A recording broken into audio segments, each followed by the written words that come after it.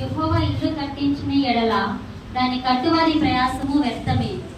యెహోవా పట్టణము కాపాడని ఎడల దాని కావలి కాయవారు మేలుకొని ఇల్లుట వ్యర్థమే. మీరు మేలుకొని లేచి చాలా రాత్రి అయిన తరువాత పండుకొనుట వ్యర్థమే. తన ప్రియులు నిద్రించుచుండగా ఆయన వారికి ఇచ్చుచున్నాడు. కుమారులు యెహోవా అనుగ్రహించు స్వాస్థ్యము, గర్భఫలము ఆయన ఇచ్చు బహుమానమే. యవ్వన కాలం ముందు పుట్టిన కుమారుడు బలవంతుని చేతిలోని భారము వంటి వారు.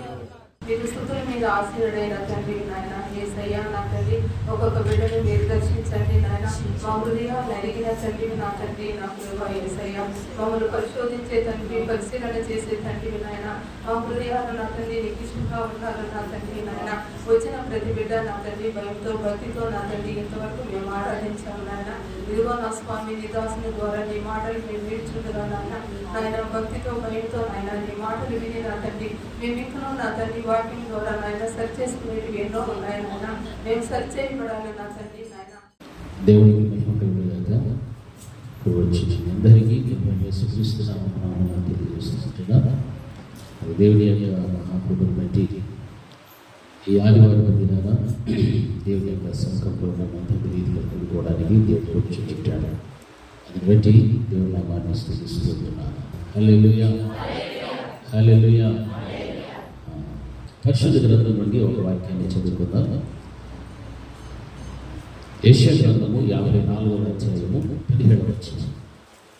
యెషయా గ్రంథము 54:17. చాలా హల్లెలూయా. అందరూ వ్యక్తిగా ఒకసారి హల్లెలూయా.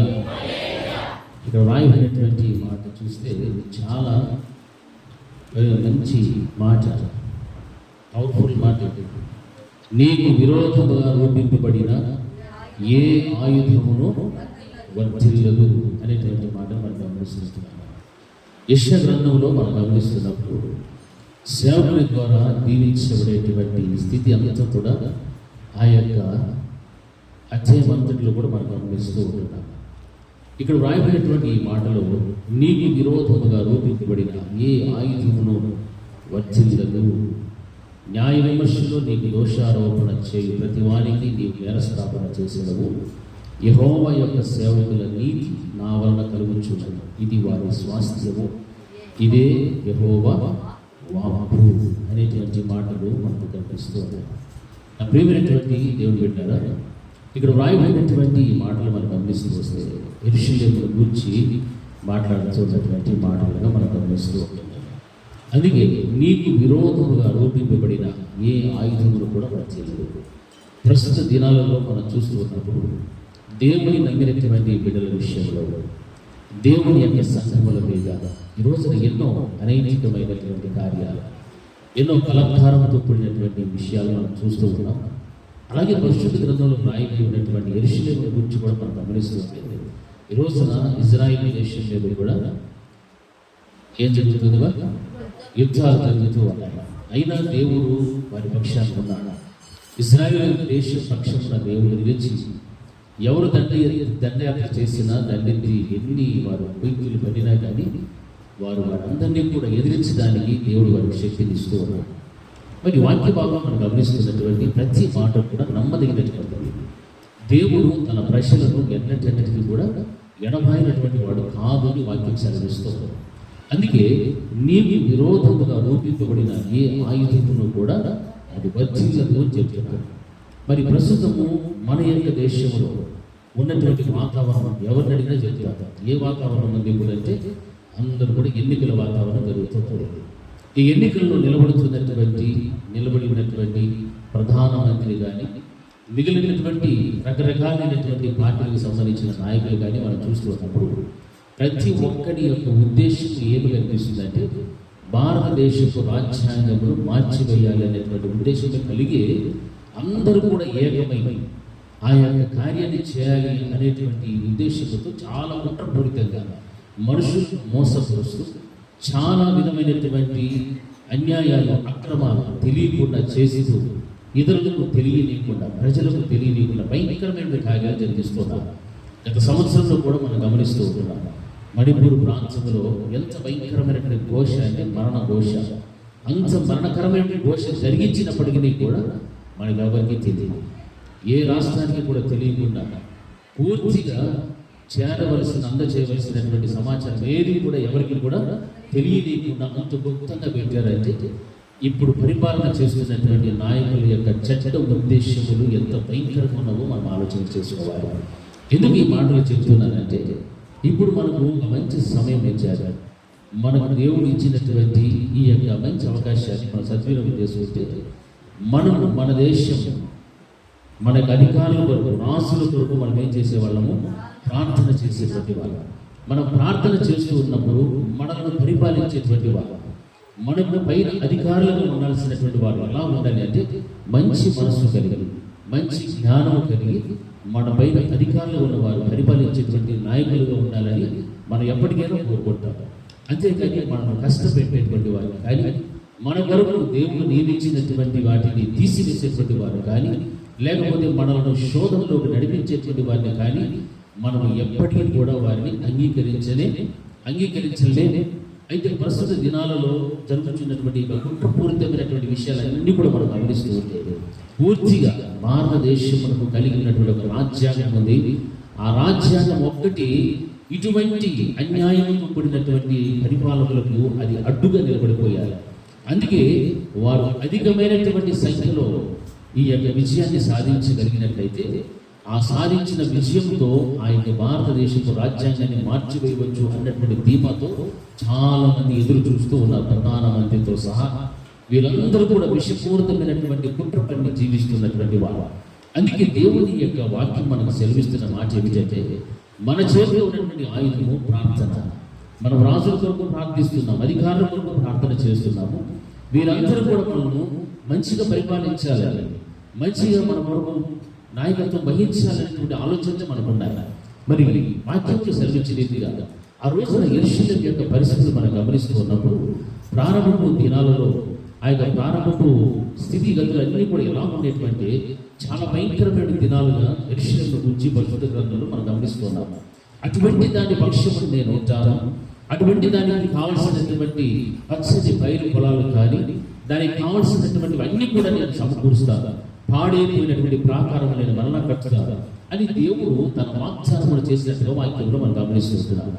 అదే విధముగా నీకు విరోధముగా రూపింపబడినటువంటి ఏ ఆయుధము కూడా అది వర్జిల్లదు అనేటువంటి మాట గమనిస్తున్నాం. ఈ రోజున క్రైస్తవ సంఘానికి వ్యతిరేకంగా రూపింపబడుతున్నటువంటి ఆయుధాలు ఏవైతే ఉన్నావో అవి ఏవి కూడా వర్జిల్లవు అని మనం నమ్మాలి. అది మనం విశ్వసించి దేవుని యొక్క పాదాల చేత ఉపవాసం బట్టి మన ప్రార్థనలు చేయగలిగితే నిజంగా అది ఎంతో మనకు శ్రేయస్కరమైనటువంటి నాయకులను, లేకపోతే మన జీవితములకు అనుకూలంగా ఉండేటువంటి నాయకులనే దేవుడు ఆ స్థలంలో కూర్చోబెట్టగలుగుతాడు. ఎందుకంటే ఈ యొక్క చివరి దినాలలో మనం జీవిస్తున్నప్పుడు దేవుని యొక్క రాకడకు మునుపు జరగవలసినటువంటి కార్యాలన్నీ కూడా జరుగుతూ ఉన్నాయి. దేవుని రాకడకు ముందుకు జరగవలసినటువంటి ప్రతి యొక్క సందర్భాన్ని మనం చూస్తున్నప్పుడు చాలా భయమేస్తున్నాం, చాలా భయంకరమైనటువంటి సంఘటనలు మనం చూస్తున్నాం. ఎన్నో దౌర్భాగ్యమైనటువంటి విషయాలు మనం వింటూ ఉన్నాం. ఎంతో మంది స్త్రీలను అవమానపరిచి వస్త్రహీనులు చేసి ఎంతో రకరకాలైనటువంటి హింసలు పెడుతున్నాం.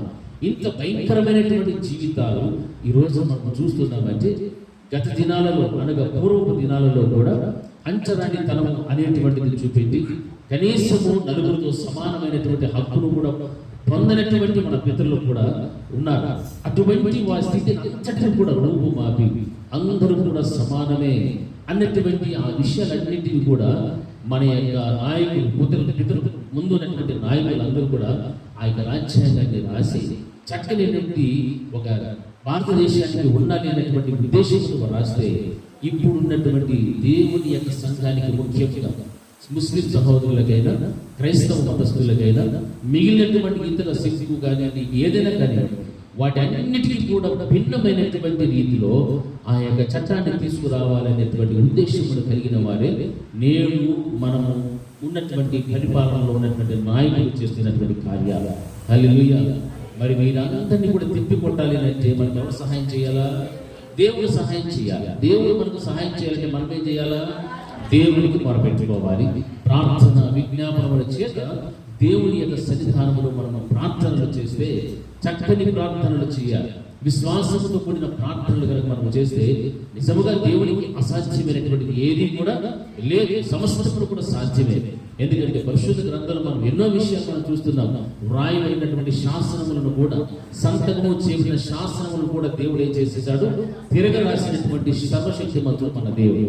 అందుకే ఈ రోజున క్రైస్తవుడు ఎలా ఉండాలి అంటే, ఇది క్రైస్తవుడు విశ్రాంతి తీసుకునేటువంటి సమయం కాదు, క్రైస్తవుడు నిద్రపోయేటువంటి సమయము కాదు, లేకపోతే వేరే అనాలోచనగా ఏదో వెళ్ళి మనము ఎవరికో వరకు ఓటేసేసి వచ్చేద్దాంలే, ఎవరో ఒక నాయకుడు వస్తారు అనేటువంటి సమయం మాత్రము కానీ కాదు. ఎవడైతే దేవుని యొక్క సంఘానికి, దేవుని బిడ్డలకు అన్యాయముగా, అక్రమముగా వాడు నిలబడుతున్నాడో, ఎటువంటి భయంకరమైనటువంటి చట్ట ఉద్దేశములు కలిగి ఉన్నారో, వీరందరిని బట్టి కూడా మనము దేవుడికి ఏం చేయాలా? ప్రార్థన చేసేటువంటి వారుగా మనం ఉండాలి. హల్లెలూయా.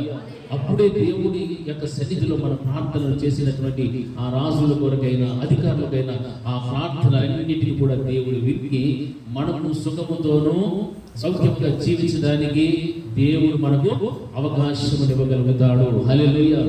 ఆ విధమైనటువంటి మనసు మనకు రావాలి ఇప్పుడు. ఎందుకంటే సమయం అనేటువంటిది ఇప్పుడు వచ్చారు. ఈ సమయంలో వారి కొరకు మనము ప్రత్యేకంగా ఏం చేయాలా? ప్రార్థన చేసేటువంటి వ్యక్తులుగా మనం ఉండాలి. హల్లెలూయా. ఆ విషయం ఎప్పటికీ కూడా మర్చిపోకూడదు. ఎవరో ఏదో ఇస్తారని ఆశించి ఎవరికో మనము ఏదో ఎందుకు చేసుకోవడం అనేటువంటిది చాలా చాలా పొరపాటు, చాలా పొరపాటు. ఆ విషయాన్ని మనం అందరం కూడా జ్ఞాపకం పెట్టుకోవాలి. నా ప్రియమైనటువంటి వాళ్ళ వాక్యం సెలవిస్తుంది, నీకు విరోధముగా రూపింపబడి ఉన్న ఏ ఆయుధమును కూడా వర్తించదు. ఈ రోజున క్రైస్తవ సంఘములకు వ్యతిరేకముగా అనేక మంది ఇంకా వెనుకబడిన తరగతులు ఉన్నారు. దేవుణ్ణి ఎరగని ప్రజలైనప్పటికీ కూడా వారికి కూడా హాని కలిగించేటువంటి విధంగా వారి యొక్క ఉద్దేశాలు కలిగి ఉన్నారు. అటువంటి వారికి వ్యతిరేకంగా రూపింపబడేటువంటి ఏ ఆయుధం కూడా దేవుడు ఏం చేయగలుగుతాడంటే వర్తించేటువంటి వాడు కాదు. హల్లెలూయా. హల్లెలూయా. నా ప్రియమైనటువంటి దేవుడు పెట్టాడు, మనం చేసే ప్రార్థనలో ప్రాణం ఉంది. ఆ ప్రాణం ఉన్న ప్రార్థన, ప్రాణం ఉన్న దేవుని ఎదురు కనుక చేరగలిగితే ఖచ్చితంగా దేవుడు మనందరి ప్రార్థనలకు జవాబును ఇచ్చేటువంటి వాడై ఉన్నాడు. హల్లెలూయా. హల్లెలూయా. అందుకే చూడండి, యెషయా గ్రంథంలో 45వ అధ్యాయం 22, 24 వరకు చదువుకున్నట్లయితే ఒక రోజున జరగబోయేటువంటి విషయాలన్నీ కూడా అక్కడ మనకు స్పష్టంగా తెలియపరుస్తున్నాడు. చదవండి. నా వైపు చూచి రక్షణ పొందుడి, ఏ దేవుడును లేడు, నా ఎదుట ప్రతి మోకాలు వంగననియు ప్రతి నాలుగయు నా తోడని ప్రమాణము చేయుననియు నేను నా పేరిట ప్రమాణము చేసి ఉన్నాను. నీతిగల నా నోటి మాట బయలుదేరి ఉన్నది, అది వ్యర్థము కానేరదు. యెహోవా యందే నీతి ఫలములు ఉన్నవని జనులు నన్ను గురించి చెప్పుదురు. ఆయన యొద్దకే మనుషులు వచ్చెదరు, ఆయన మీద కోపపడిన వారందరూ సిగ్గుపడుదురు. హల్లెలూయా. హల్లెలూయా. హల్లెలూయా. చూడండి, ఇక్కడ వాక్యభాగంలో మనం గమనిస్తున్నప్పుడు నా ఎదుట ప్రతి మోకాలు కూడా వంగాల్సిందే, ప్రతి నాలుగు కూడా నా తోడని ప్రమాణం చేయును. ఎందుకంటే భూదిగంతములో నివసించినటువంటి నివాసులందరికీ కూడా చెబుతున్న మాట ఏంటంటే, నా వైపు చూచి మీరు ఏం పొందుకోవాలి? రక్షణ పొందుకునడి. రక్షణ పొందుకున్నటువంటి మీరు ఏం చేసేసారు? మీకందరికీ కూడా దేవుడను నేను తప్ప మరి ఏ దేవుడును కూడా మీకు లేడు ఖచ్చితంగా దేవుడు చెప్పేశారు. అయితే ఈ రోజున లోకం యొక్క పరిస్థితి ఎలా ఉందంటే, ఎన్నో రకరకములైనటువంటి మాటలు, రకరకములైనటువంటి ఉద్దేశాలు కలిగి బ్రతుకుతూ ఉన్నారు. వీరందరికీ కూడా ఏమి లేదంటే రక్షణ లేదు. ఎంతో మంది దుర్భాషలు ఆడుతున్నారు, ఎంతో మంది నిందలు, అవమానములు, దేవుడు నమ్మినటువంటి బిడ్డలపైన వారి భయంకరమైన కార్యాలు ఎన్నో చేస్తున్నారు. అందుకే వాక్యం సెలవిస్తుంది ఏమంటే, భూదిగంత నివాసులారా నా వైపు చూచి రక్షణ పొందుడి అంటున్నారు. అంటే దేవుని వైపున వారి దృష్టి లేదు కాబట్టి, లోకం వైపు, లోకంలో ఉన్న సాధారణ వైపు ఉంది కాబట్టి ఆ ఉద్రేకము, ఆ యొక్క పదజాలము, వారి యొక్క ఆలోచన విధానము, వారి యొక్క స్థితిగతులు అన్ని కూడా పూర్తిగా దేవునికి వ్యతిరేకముగా నిలబడుతూ ఉన్నాయి. దేవుడికి వ్యతిరేకంగా నిలబడటానికి గల కారణం ఏమిటంటే వారి చూపు, వారి దృష్టి ఎవరి మీద ఉందంటే అపవాది వైపు వారి దృష్టి పెట్టుకుంటున్నారు. కనుకనే వారిలో ఉన్నటువంటి ప్రతి విధమైన చెడు గుణాలు, అలవాట్లు, ఆలోచనలు అన్నీ కూడా మనుషుల్లోనికి వచ్చి వారి యొక్క ప్రభావం అంతా కూడా సంఘం మీద ఈ రోజున కనపరుస్తూ ఉన్నాయి. సంఘం మీద వారి యొక్క ప్రభావాన్ని చూపెట్టడానికి ఇష్టపడుతున్న ప్రబలమవుతూ ఉన్నది. నా ప్రియమైనటువంటి దేవుని బిడ్డలారా, అందుకే అంటున్నాడు, దేవుడును నేనే, మరి ఏ దేవుడు లేడు, నా ఎదుట ప్రతి మోకాలు కూడా వంగవలసినటువంటిది, ప్రతి నాలుగు కూడా నా తోడని ప్రమాణం చెయ్యను. అంటే ఈ యొక్క దినాలు మనం చూస్తున్నప్పుడు దేవుడికి వ్యతిరేకమైనటువంటి కార్యాలు బహు శరవేగముగా జరుగుతున్నటువంటి దినాలు మనం గమనిస్తున్నాం. మనం ఎక్కడో అనుకుంటూ ఉంటుంది, ఎక్కడో పలానా స్థలంలో ఇలా జరిగేది, పలానా స్థలంలో, పలానా ప్రాంతంలో, పలానా దేశంలో. కానీ ఇప్పుడు ఈ దినాలలో మనం చూస్తే సంవత్సరంలో జరిగే కొద్దీ అనేక ప్రాంతాలలో నేను కాదు, కానీ మన ప్రాంతాలలో కూడా అటువంటి భయంకరమైనటువంటి దృశ్యాలు మనం చూస్తూ ఉన్నాము, వింటూ ఉన్నాము. సెల్ ఫోన్ ఓపెన్ చేస్తే ఏం కనిపిస్తాయి ఈ రోజున? అన్నీ అదే కులాలకు, మతాలకు సంబంధించినటువంటి, అగ్ర కులాలకు సంబంధించిన వారు, తక్కువ కులాల్లో ఉన్న వారిని అణగదొక్కడం, వీరి ఉద్దేశం అంతా కూడా వారు రాసుకున్నటువంటి ఆ యొక్క గ్రంథాలను, ధర్మాలను ఏమిగా పెట్టుకోవాలని చూస్తున్నారు తెలుసా? రాజ్యాంగంలాగా పెట్టుకోవాలనుకుంటున్నారు. హల్లెలూయా, హల్లెలూయా. అందుకే ఈ రోజున చాలా మంది తక్కువ కులస్తులందరినీ కూడా ఏం చేస్తున్నారు తెలుసా? అణగదొక్కుతున్నారు. అయితే దేవుడు అందరినీ కూడా సమానముగా సూచించబడ్డాడు, సమానంగా ప్రేమించేటువంటి వాడు మన దేవుడు. అందుకే వాక్యం సెలవిస్తుంది, ప్రతి నాలుక, ప్రతి మోకాలు కూడా నా ఎదుట వంగవలసింది. వీడు ఫలానా, వీడు ఫలానా అనే భేదమో ఏ మాత్రం కూడా లేదు. ప్రతి ఒక్కడు కూడా నా ఎదుట మోకరించవలసింది, ప్రతి నాలుగు కూడా నా తోడని ప్రమాణము చేయవలసి. ఎందుకంటే నేను తప్ప దేవుడు వేరొకడు లేడు. అయితే ఇవన్నీ మనము చూస్తున్నాము, ఇవన్నీ కూడా దేవుడి యొక్క రాకడకు సూచనలు.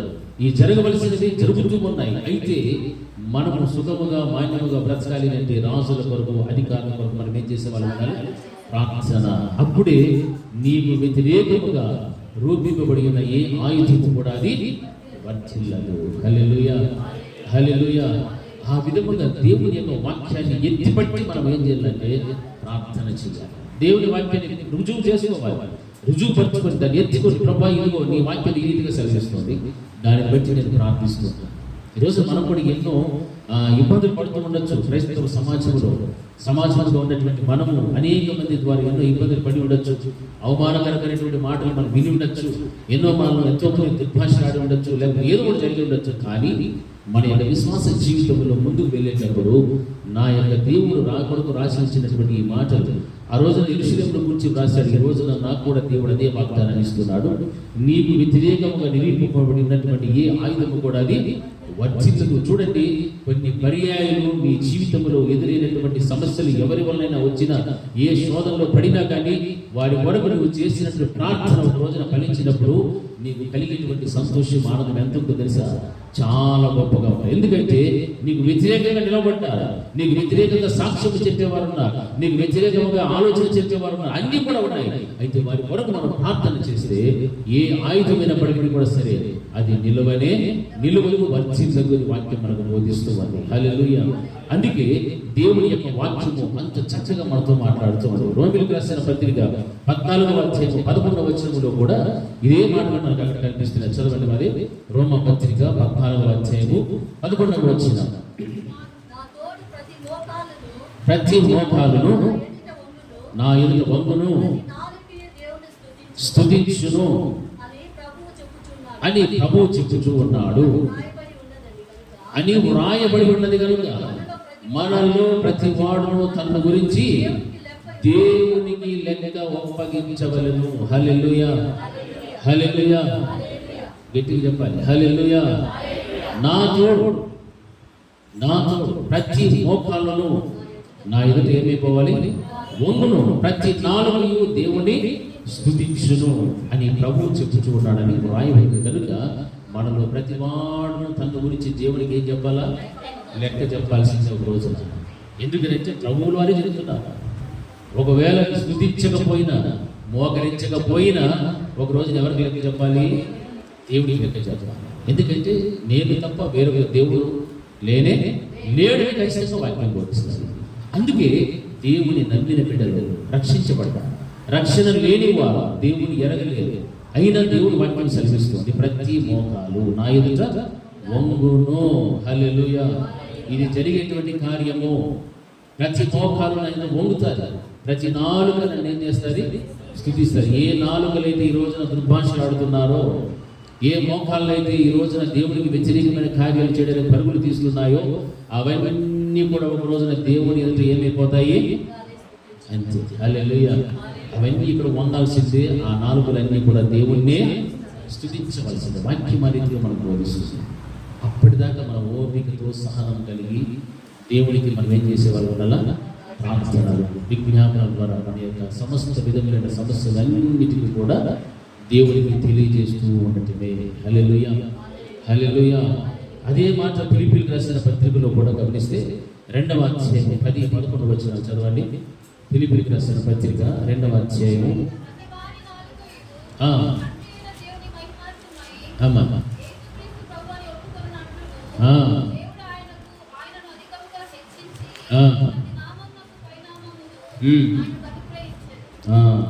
హల్లెలూయా. హల్లెలూయా. హల్లెలూయా. చూసారా ఎంత చక్కగా రాసింటాడు ఈ మాట. పరలోకముందున్న వారిలో కానీ, భూమి మీద ఉన్న వారిలో కానీ, భూమి క్రింద ఉన్న వారిలో కానీ ప్రతి వాని మోకాలను యేసు నామమున వంగునట్లును, ప్రతి వాని నాలుకయు తండ్రి అయిన దేవుని మహిమార్థమై యేసుక్రీస్తే ప్రభువు అని ఒప్పుకున్నట్లును దేవుడు ఆయనను అధికముగా హెచ్చించి ప్రతి నామమునకు పైనామమును ఆయనకు అనుగ్రహించెను. హల్లెలూయా. అంటే యేసుక్రీస్తు ప్రభువు వారిని గురించి ఎంత చక్కగా మాట్లాడుతున్నారు చూడండి. అంటే ఆయన ఎదుట ప్రతి వాడు కూడా భూమి క్రింద కానీ పైన కానీ ఉన్నవాడిని ప్రతి మోకాలు కూడా ఆయన నామములో వంగాల్సిందే. ఎవరి నామమున? యేసుక్రీస్తు ప్రభువు వారి యొక్క నామములో వంగాల్సిందే. ప్రతి నాలుగు కూడా తండ్రి అయిన దేవుని మహిమార్థమై యేసుక్రీస్తు ప్రభువుని, హల్లెలూయా, గట్టిగా చెప్పాలి, హల్లెలూయా, యేసుక్రీస్తు ప్రభువుని ఒప్పుకున్నట్లు దేవుడు ఆయనను ఏం చేశాడు? అధికముగా హెచ్చించెను. చూసారా? దేవుని యొక్క నామమును అధికముగా హెచ్చించడానికి గల కారణం ఏంటంటే భూమి పైన కానీ కింద కానీ ప్రతి ఉన్నటువంటి ప్రతి వాడు కూడా తన మోకాలు ఏం చేయాలి? వంచాల్సింది. ఎవరి నామంలో? తండ్రికి మహిమార్థము కలిగినట్టుగా, మహిమ కలిగినట్టుగా, మరలా యేసుక్రీస్తు ప్రభువు వారి ప్రభువుని ఒప్పుకున్నట్టుగా ప్రతి నాలుగు కూడా ఏం చేయాలి? ఆయనను స్తుతించాల్సింది. హల్లెలూయా. ఇది దేవునికి ఉన్నటువంటి శక్తి, దేవునికి ఉన్నటువంటి మహిమకరమైనటువంటి కార్యాలు ఈ రీతిగా జరుగుతాయి. నా ప్రియమైనటువంటి వారు, ఈ రోజున ఆ విధంగా చేయనటువంటి ప్రతి వ్యక్తి కూడా ఒక రోజున దేవుడికి ఏం చెప్పాలా? లెక్క గొప్ప చెప్పాలి అని వాక్యంలో మనం చూస్తున్నాం. అందుకే వాక్యం చెప్తుంది, నీకు విరోధముగా రూపింపబడి ఉన్న ఏ ఆయుధము కూడా గర్వించలేదు. హల్లెలూయా. ఏ ఆయుధమైనా సరే అపవాది అయినటువంటి సాతానుడు ఎన్ని రీతులుగా, ఎన్ని పీఠులతో వాడు ఎదుట నిలబడినా, ఎన్ని సమస్యలు తీసుకొచ్చి నీ ముందు పెట్టినా, ఎంత శోధనలో నిన్ను పడవేసినా, ఎంత భయంకరమైన సుడిగుండం లాంటి జీవితంలో నీవు జీవిస్తున్నప్పటికీ కూడా ఆ ఆయుధం ఏదైనప్పటికీ కూడా అది వర్తిల్లని వాక్యం మనకు బోధిస్తుంది. కనుక మనం ఏ రీతిగా ఉండాలంటే ధైర్యం వహించి దేవుని యందు విశ్వాసముతో మన జీవితంలో ముందుకు కొనసాగించేటువంటి వారుగా ఉండాలి. హల్లెలూయా. అప్పుడే మనం సుఖముగా జీవించగలుగుతాం.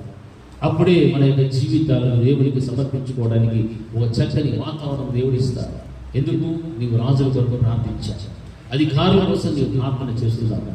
ఈ యొక్క ప్రార్థన మనం అందరం కూడా చేయాలి. ఎందుకంటే చాలా మటుకు మనం ప్రార్థన చేస్తున్నాము. మన వ్యక్తిగత అవసరాల కోసం చేయవచ్చు, లేకపోతే సంఘం కోసం చేయవచ్చు, సంఘ కాపల కోసం చేయవచ్చు, మన రక్త సంబంధికులకు వారికున్న అవసరతలు మన అవసరాల కోసం చేయొచ్చు. కానీ ఒకవేళ మనము రాజులను అధికారులను కనుక మర్చిపోతే మనం ఏం చేయాలా? వారి కోసం ఖచ్చితంగా చేయాల్సింది ప్రార్థన చేయాలి. అది దేవుడు మనకు పెట్టినటువంటి ఒక నియమం. ఎందుకంటే మన కొరకే పెట్టాడు దేవుడు, మీరు సుఖముగాను నెమ్మదిగాను జీవించినట్లుగా. హల్లెలూయా. హల్లెలూయా. సుఖముగాను నెమ్మదిగాను జీవించినట్లుగా నీ పైన అధికారుల కొరకు, రాజుల కొరకు, మనుషులందరి కొరకు కూడా మీరు ప్రార్థన విజ్ఞాపనం అనేటువంటిది చేయాల్సిందే. హల్లెలూయా.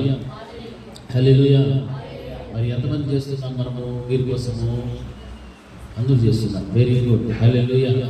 ఇంకా ఇప్పుడు చేయాల్సిన ప్రార్థన ఎట్లా తెలుసా? ఇంకా ఇప్పుడు చాలా బలంగా చేయాలి. మన అవసరం లేకుండా ప్రక్కన పెట్టి ఎవరి కోసం చేయాలి? ఇప్పుడు అది రాజుల కోసం చేయాలి, మనం పరిపాలించే నాయకుల కోసం చేయాలి, అందరి కోసం చేయాలి, మనుషులందరి కోసం. ఎందుకంటే ఇప్పుడు మనం చేయాల్సిన సమయము ఆసనమేది. రేపే మనం ఏం చేస్తున్నామో మనల్ని పరిపాలించేటువంటి వారిని ఎన్నిక చేసుకోబోతున్నాం. ఇది జ్ఞాపకం పెట్టుకోవాలి. మనం ఎవరిని ఎన్నిక చేసుకుంటున్నామో బూత్ లోపలికి పోయి ఎవరు దుడ్లెక్కి ఇచ్చినారబ్బా, వాడిని కోటేద్దాము, ఈయన కోటేద్దాము అని అలా చేసేసాం. అసలు మనకి ఎవరు కావాలి? నెమ్మదిగా సుఖముగా మనం బ్రతుకుని నిమిత్తము ఎవరైతే మనకు బాగుంటారో, ఏది దేవుని చిత్తమో ఆ వాడే రావాలి ఇక్కడికి అనేసి మనం ఏం చేయాలి? దేవుని చిత్తాన్ని ప్రకారంగా పోయి నొక్కేసినది. ఒకవేళ మ్యూజిక్ రాకపోతే అలా వచ్చేసి ఆగి మరి వ్యక్తి. హల్లెలూయా. కాబట్టి ఈ విషయాలన్నీ కూడా జాగ్రత్తగా మనం గమనించాలి. ఎందుకంటే చాలామంది చేసే పొరపాట్లు అదే. ఏదో దీన్ని ఆశించి ఎవరికో ఒకరికి నిర్దేశం చేస్తారు. మళ్ళీ 5 ఏళ్ళు మనం ఏమవ్వాలా? 5 సంవత్సరాలు వాడు చెప్పినట్టు చేర్చింది. వాడు కాలు కింద కొత్త తండ్రి అమ్మ నచ్చింది తప్ప ఏమీ కూడా చేయలేని పరిస్థితి. అటువంటి పరిస్థితి లేకుండా మనమే రాజులకు ఉండేటట్లుగా ఉండాలి. మనకే స్వేచ్ఛ స్వాతంత్రత ఉండేటువంటి వాడు ఎవడైతే మనకు బాగుంటాడో, ఎవరైతే దేవుని యొక్క భయం భక్తిగలిగిస్తాడో, మంచిగా పరిపాలన చేస్తాడో అటువంటి వారికే మనం ఏం చేయాలి? మన మద్దతుని తెలియచేయాలి. హల్లెలూయా. హల్లెలూయా. గట్టిగా హల్లెలూయా. హల్లెలూయా. నేను చెప్పాల్సిన అవసరమే లేదు. ఇప్పుడు ఉన్నటువంటి అన్ని పార్టీల వాళ్ళు, దేనికి సంబంధించిన వాళ్ళు మీకు బాగా అందరూ యూట్యూబ్ చూస్తున్నారు కదా, చూస్తున్నారు. అందరికీ తెలుసు ఏం చేస్తున్నారు, మరి ఉద్దేశాలు ఏమి అందరికీ తెలుసు. కానీ మనకంటూ కూడా దేవుడు ఒకరిని పెడతాడు. హల్లెలూయా. ఆయన మనం జ్ఞాపకం పెట్టుకోవాలి. దేవుని చిత్తానుసారంగా మనకు క్షేమం కలిగించే విధంగా మన పైన నాయకులు ఉండాలి. హల్లెలూయా. అంతేగాని గెలిచిన వెంటనే ఎత్తదనట్లే మందిరాల పైన, క్రైస్తవుల మీద దాడి చేసేసి వారికి కనుక మనం ఓట్లు వేసేమనుకోండి, ఇప్పుడున్నటువంటి ఈ స్వేచ్ఛ కూడా మనకు ఇది గమనించాలి. ఇప్పుడున్న స్వేచ్ఛ కూడా మనకు 100 సంవత్సరములకు పూర్వము మన పూర్వీకులు ఎంత నరక యాత్ర అనుభవించారో అదే నరకం వెళ్ళటానికి అక్కడికి వెళ్ళి తీసుకుపడేస్తాను. ఎందుకంటే తమాషా విషయాలు, చాలా భయంకరమైన విషయాలు చేయబోతుండడానికి వారన్నీ కూడా సిద్ధంగా ఉన్నటువంటి వారు. ఈ సమయంలో వారిని గద్దెదించితే మనల్ని దేవుడు ఏం చేస్తాడు? కాపాడుతాడు. మనం వెంట గుడ్డిగా వెళ్ళి వేసేసాం అనుకోండి, ఎవరికోబోతుంది వాడే చూసుకుంటాడు. కాబట్టి రానే రాకూడదు. హల్లెలూయా. హల్లెలూయా. ఆ మంచి ఉద్దేశంతో వెళ్ళి మన యొక్క హక్కును వినియోగించుకుందాం. ఎందుకంటే మనకు విరోధముగా రూపింపబడేటువంటి ఆయుధం ఉండకూడదు. అది వర్జిల్లను వాక్యం ఉపయోగిస్తుంది. మరి అటువంటిప్పుడు మనమే దాన్ని వర్తింప చేసామనుకోండి, తెలుసో తెలియో ఆశించో ఏదో చేసామనుకోండి, అప్పుడు మనంతా మనమే మనకు ఎదురుగా ఏం పెట్టుకున్నట్లు వ్యతిరేకముగా విరోధంగా ఆయుధాన్ని మనమే నిలబెట్టుకున్నట్లు అదంతా. హల్లెలూయా. కాబట్టి ఈ విషయాలన్నీ కూడా చాలా జాగ్రత్తగా గమనించాలి. ఎందుకంటే పరిశుద్ధ గ్రంథాలు మనం చూస్తే దానియేలు గురించి మనకు బాగా తెలుసు కదా. దానియేలు గ్రంథం ఒకసారి చేయండి. 6వ అధ్యాయంలో 20 వచ్చిన చదువు.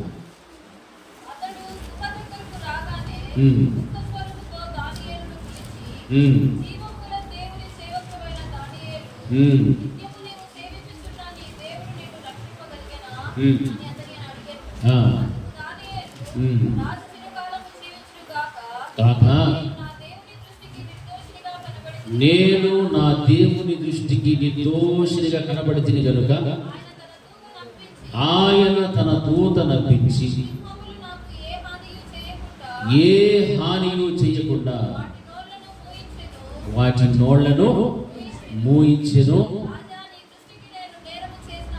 రాజా, నేను నీ దృష్టికి నేరము చేసిన వాడు కాను కదా. చాలా. హల్లెలూయా. హల్లెలూయా. దానియేలు గురించి మనకు అందరికి బాగా తెలుసు కదా. దానియేలు ఆయన ఏం చేశాడు తప్పు చెప్పండి? ముమ్మారు వెళ్ళి తన ఇంటి పై కిటికీ గిటికీ తెరిచి దేవునికి ఏం చేసేవాడు? ప్రార్థన చేయించు స్తుతించుచు వచ్చేను అని వాక్యం ఉంది. ప్రార్థన స్తుతి రెండు చేస్తుంది. ఎందుకు ఈ కార్యం చేసాడు? దానికి ముందే ఏముందంటే ఇట్టి శాసనము సంతకము చేయబడినని తెలిసి ఉన్నప్పటికీ కూడా దానియేలు తన జీవితంలో ఏం చేయాలో అదే చేశాడు. కానీ రాజు చేసినటువంటి సంతకం, ఏ శాసనం అనేది సంతకం చేశాడో ఆ సంతకము చేయబడినటువంటి శాసనం ప్రకారంగా ఆయన జీవించలేదు. ఎందుకంటే దేవుని దృష్టికి ఎలా ఉన్నాడు ఆయన చెప్తుంది ఇక్కడ, నేను దేవుని దృష్టికి నిర్దోషినిగా కనబడితిని కనుక. హల్లెలూయా. నా దేవుని యొక్క దృష్టికి నేను ఎలా ఉన్నానంటే నిర్దోషిగా నేను కనబడితిని కనుకనే ఆయన నా కొరకు ఎవరిని పంపాడు? దూతను పంపాడు. కాబట్టి ఈ సింహాలు నన్ను ఏమీ కూడా చెయ్యలేదు. హల్లెలూయా, హల్లెలూయా. రాజాజ్ఞ అయిపోయాడు. ఆయన రూపింపడిన ప్రతిభకు తప్ప ఇంకెవరికి కూడా మొక్కకూడదు, పూజ చేయకూడదు. అయితే దానియేలు ఏదో విధవ చేత కుట్రలో ఇరికించారు. ఏదో విధవ చేత అతన్ని ఏమో ఒకటి చేయాలి, చంపేయాలి, ఏదో ఒక ప్లాన్ చేశారు.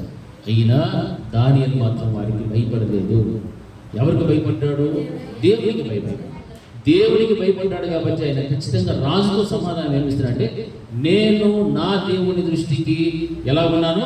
నిర్దోషినిగా కనబడితే కనుక ఈ యొక్క సింహములు నన్ను ఏమీ చేయకున్నట్లుగా ఆయన తన దూతను నా దగ్గరకు పంపాడు. హల్లెలూయా. ఈ రోజున మనము కూడా నిర్దోషులుగా కనిపిస్తే మనకు వ్యతిరేకముగా రూపింపబడి ఏ ఆయుధమైనప్పటికీ కూడా సరే, అటువంటి శాసనములు ఎన్ని సంతకాలు చేసినా ఏమి చేసినప్పటికీ కూడా మన దేవుడు సర్వశక్తిమంతుడు, ఆయన తిరగరాయటువంటి శక్తిమంతుడు ఉన్నాడు కనుక మనము మన దేవుని దృష్టికి నిర్దోషులుగా ఉండి మన కార్యాలను ముందుకు కొనసాగించాలి. హల్లెలూయా. దోషులుగా మాత్రం నిలబడిపోకూడదు. దానియేలు నిర్దోషి కాబట్టి ఆ యొక్క కార్యాన్ని దేవుడు చేశాడు. తన ప్రాణాన్ని కాపాడాడు. నెమ్మదిగా సుగముగా ఉన్నట్టుగా దేవుడు తన ప్రాణమును కాపాడడం లేదా? దేవుడు సాక్షాత్ తన దూతను పంపాడంటే ఎంత గొప్ప కార్యము చేశాడు చూడండి. దానియేలు దేవుడి దృష్టికి ఎంత నిర్దోషిగా కనిపిస్తేనో ఇటువంటి గొప్ప కార్యాన్ని దేవుడు అక్కడ స్థలంలో జరిగించగలిగాడు. అందుకే క్రైస్తవ సమాజం అనేటువంటిది దేవుని యందు విశ్వాసం ఉంచారు కనుక ఆ దేవుని యందు మనం ఎలా బ్రతకాలంటే నిర్దోషంగా బ్రతకాలి. మన కార్యాలు కూడా నిర్దోషంగానే ఉండాలి, మన జీవితం నిర్దోషంగా ఉండాలి.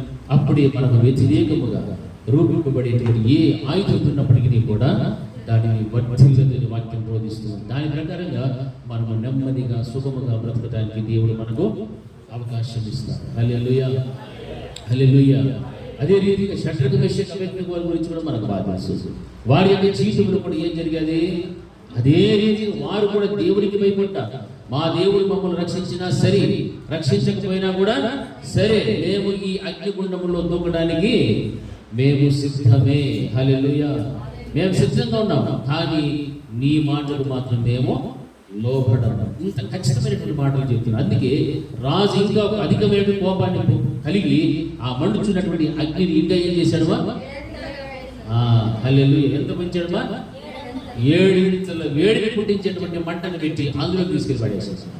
కాళ్ళు చేతులు కట్టేశారు, తీసుకెళ్ళి అందులో పడేయమన్నారు. అంతే. కానీ దేవుడు ఊరుకున్నాడా?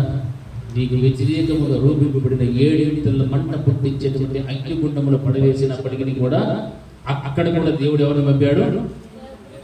ఎవరిని పంపించాడు? ఎవరిని పంపించాడు? దేవతేనా? మరి ఏం సైలెంట్గా ఉంటారా? ఎవరిని పంపించారు? హల్లెలూయా. ఎవరిని పంపించాడు? దేవుడు తన దూతను పంపి అక్కడ అగ్ని గంధకములో వేయబడినటువంటి షడ్రకు మెషకు అబేద్నెగోలు ఏమైనా కాలేదా? కనీసం వారి వెంట్రుకలు కానీ వస్త్రములు కానీ ఏమైనా వాసన వచ్చినాయా? ఏమీ రాలే. రాజు చూస్తూ ఉన్నాడు. మనం వేసేది ఎంతమందిని? 3 కనిపిస్తున్నది ఎంతమంది? 4 కనిపిస్తున్నారు. ఏం చేశారు మీరు? వేసేసి 3 కానీ ఎంతమంది కనిపిస్తున్నారు? 4 కనిపిస్తున్నారు. అందుకే అంటున్నాడు, అందుకు రాజు నేను 4 మనుషులు బంధకములు లేక అగ్నిలో సంచరించుట చూచుతూ ఉన్నాను, వారికి హాని ఏమీ కలగలేదు. 4వ వాడి రూపము దేవతల రూపమును పోలినది వారికి ప్రత్యుత్తరం ఇచ్చాను. హల్లెలూయా, హల్లెలూయా. వారు ఎలా ఉన్నారంటే బంధకములు లేక అగ్నిలో వారు ఏం చదువుతున్నారు? సంచరించుతూ ఉన్నారు. అంటే దానికి ముందు వీళ్ళు ఏం చేశారు? బంధించారు, కాళ్ళు చేతులు కట్టి అగ్ని బంధములు వేశారు. అందుకే ఈయన చూస్తున్నప్పుడు బంధకములు లేవు, విడిపోయాయి. విడిపోయిందే కాకుండా వీరితో పాటు 4వ వ్యక్తి కూడా ఉన్నాడు. కానీ ఆయన రూపం ఎలా ఉందంటే దేవతల రూపంలో పోలి ఉన్నదని ఆయన చెప్తూ ఉన్నాడు. హల్లెలూయా. అంటే దేవునికి వ్యతిరేకమైనటువంటి ఆయుధం ఏది రూపింపబడినప్పటికీ కూడా అది వర్తిల్లకుండా దేవుడు అడ్డు వేసేటువంటి వాడు. హల్లెలూయా, హల్లెలూయా. ఆయనకు అసాధ్యమైనది ఏది కూడా లేదు, సమస్తమును కూడా సాధ్యమైంది. అయితే మన యొక్క విశ్వాసం అనేటువంటిది సన్నగిల్లిపోకుండా ఇంకా బలమున్నట్లుగా విశ్వాసముతో దేవుని ఎదుట మనం ఏం చేయాలా? ప్రార్థన చేసేటువంటి వ్యక్తులుగా మనం ఉండాలి. హల్లెలూయా. ఇది మనం నేర్చుకోవాలి. అందుకే దానియేలు విషయంలో కానీ, షడ్రక్ మేషక్ అబేద్నెగో విషయంలో కానీ, యోబు విషయంలో కూడా మనం గమనిస్తే సాతానునికి అధికారం ఇచ్చాడు, దేవుడు మొత్తేశాడు.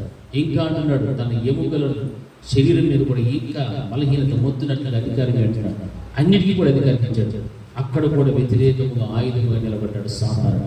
కానీ దాని యొక్క పని జరిగించాడా? లేదు. యోబు ఏమైనా మారాడా? మారలేదు. ఎప్పటికీ కూడా ఎంత శరీరము కృషించిపోయినప్పటికీ కూడా దేవుని యందు తనకున్నటువంటి విశ్వాసమును, భక్తిని మాత్రము పోగొట్టుకోలేదు. తన నోటి మాట చేతనైనను దేవుని ఏం చేయలేదు? ద్వేషించింది. అంటే అంత గొప్ప ఉన్నతమైనటువంటి భక్తి కలిగిన వ్యక్తి యోబు. అందుకే ఆయన గురించి అంత చక్కగా మాట యోబు లాంటిదే ఆయన ఊజు దేశం అంటే ఆయన వంటి వాడు లేడు అని చెప్తున్నాను. ఎందుకు అంటే పరిశుద్ధ గ్రంథంలో భక్తుల విషయాలు మనం గమనిస్తే చాలా ఉన్నతమైన స్థాయిని కలిగినటువంటి వాడు. ఈ రోజున క్రైస్తవ సమాజంలో ఉన్నటువంటి ప్రతి విశ్వాసి కూడా ఆ విధమైనటువంటి భక్తిని కలిగి జీవిస్తే నిజముగా దేవుడు మనకు కూడా రూపింపబడి ఉన్న ఏ ఆయుధమైనప్పటికీ కూడా సరే అది వర్తింపనీయకుండా మనలను దేవుడు ఏం చేస్తాడు? కాపాడేటువంటి వాడు. హల్లెలూయా, హల్లెలూయా. అది మనం జ్ఞాపకం పెట్టుకోవాలి. ఎందుకంటే ఇప్పుడున్నటువంటి ఈ చెడ్డ దినాల్లో మనం జీవిస్తున్నప్పుడు నిజంగా దేవుని యొక్క కాపుదల అనేటువంటిది మనకు చాలా అవసరము. ఆయన కాపుదల మనకు ఉండాలంటే దేవునితో మనం ఎక్కువగా సహవాసం చేయడం నేర్చుకోవాలి. దేవుని యొక్క మాటలను అనుసరిస్తూ నడుచుకోవాలి. దేవుని యొక్క నిర్దోషులుగా బ్రతకడం నేర్చుకోవాలి.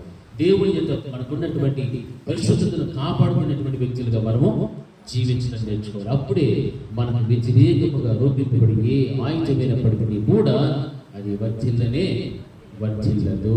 హల్లెలూయా, హల్లెలూయా, హల్లెలూయా. ఆ కృప దేవుడు మనందరికీ అనుగ్రహించునుగా ప్రార్థన చేస్తున్నాను.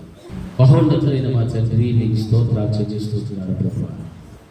మీ అమూల్యమైనటువంటి మాటలతో ప్రభువా మమ్మల్ని అందరినీ కూడా తండ్రి మీరు దర్శించి మీకు వ్యతిరేకముగా రూపింపబడిన ఏ ఆయుధంతో వర్తిల్లదని సెలవించున్నాను. ప్రస్తుత దినాలలో తండ్రి ప్రభువా నేను ఎంతో భయంకరమైనటువంటి స్థితిలో మేము చూస్తూ ఉన్నాం ప్రభా. మేము నెమ్మదిగాను సుఖముగాను జీవించాలి అంటే అధికారుల కొరకు, రాజుల కొరకు, మనుషులందరి కొరకు ప్రార్థన చేయమని చెప్పాము, విజ్ఞాపన చేయమని చెప్పాము. ఆయన దేవ ఆ రీతిగానే ప్రభా తండ్రి పరిశుద్ధ గ్రంథంలో అనేక మంది భక్తుల జీవితాలు వారికి వ్యతిరేకంగా రూపింపబడినటువంటి ఏ ఆయుధము వర్తిల్లనివ్వకుండా వ్రాయబడినటువంటి శాస్త్రం కూడా తిరగరాయించి ప్రభు మీరే నిజమైన దేవుడని, మీరు తప్ప మరొక దేవుడు లేడు అనేటువంటి రీతిగా శాసనాలను రాయించి ప్రభా ఆయా యొక్క ప్రాంతాలలో దేవ ప్రతి స్థలములు కూడా ఆ శాస్త్రమును నెరవేర్చినట్లుగా చేయించినటువంటి దేవుడు. మీ వాక్యం సరిగ్గా ప్రతి నాలుగుగా మిమ్మల్ని స్తుతించారు. ప్రతి మోకాలో మీ ఎదుట వంగాల్సిందేనయ్యా. అటువంటి కార్యాలు ప్రభా మీరు జరిగించారు. ప్రభానైనా రేపటి దినాన జరగబోయేటువంటి ఎన్నికల విషయంలో తండ్రి ప్రభా ప్రతి మనుషులు కూడా మంచి జ్ఞానం కలిగిన తండ్రి ప్రభా దేవ మరి యొక్క ఉన్నటువంటి హక్కును ప్రభా వినియోగించుకోవడానికి సహాయం చేసి ప్రార్థిస్తున్నాను. మీ ఎదుట నిర్దోషత్వం కలిగి ప్రభా మీకు నా తండ్రి ప్రభా అనుకూలంగా నా తండ్రి ప్రభా దేవాలయాన్ని జరుగుటకు మీరు సహాయం చేసి సంఘము పట్ల, సంఘ విశ్వాసాల పట్ల జరుగుతున్నటువంటి ఎన్నో భయంకరమైనటువంటి దేవ కార్యాలు దేవ ఎన్నో మేము చూసాము. ఎంతో మంది ప్రభా దేవ నా తండ్రి ప్రభా మరణించారు. అటువంటి భయంకరమైన స్థితులన్నింటినీ కూడా మేము వింటూ ఉన్నాము. మరి మరలా ప్రభా అటువంటి స్థితి ఏ ఒక్కరిలో కూడా కలగనీయకుండా మా పైన పరిపాలించిన నాయకులను ప్రభావ మంచిగా తండ్రి పరిపాలించే మనసు ఉన్నటువంటి వారిని ప్రభావం నియమించమని కూడా ప్రార్థన చేస్తున్నాం. ఈ సంఘము మీది ప్రభా దేవరాజుని భూమి మీద విస్తరించి ఉన్నటువంటి సంఘం అంతటిని కూడా ప్రభావ మీరు కాపాడాలి, భద్రపరచమని కూడా ప్రార్థన చేస్తున్నాను. నీ కృపలో నతని మమ్మల్ని జ్ఞాపకం చేసుకుని మరి మీ వాక్యము సెలవించే రీతిగా మీ వాక్యపు ఆధారాన్ని బట్టి ప్రార్థిస్తున్నాను.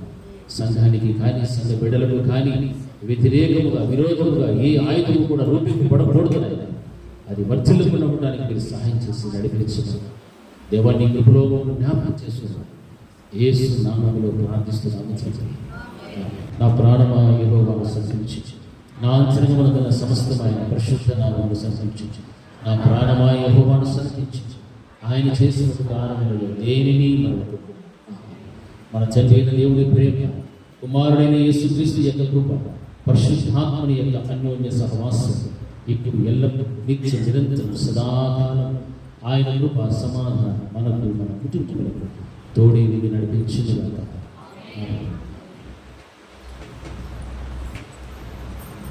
అందరికీ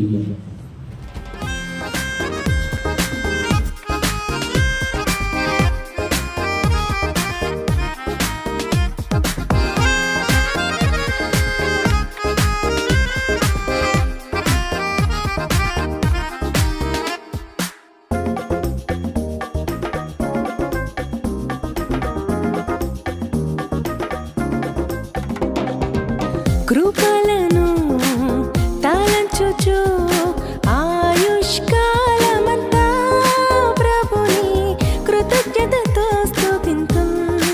ఆయుష్కాలమంతా ప్రభుని కృతజ్ఞతతో స్తుతింతుం. కృపలను తాళంచుచు ఆయుష్కాలమంతా ప్రభుని కృతజ్ఞతతో స్తుతింతుం. ఆయుష్కాలమంతా ప్రభుని కృతజ్ఞతతో స్తుతింతుం.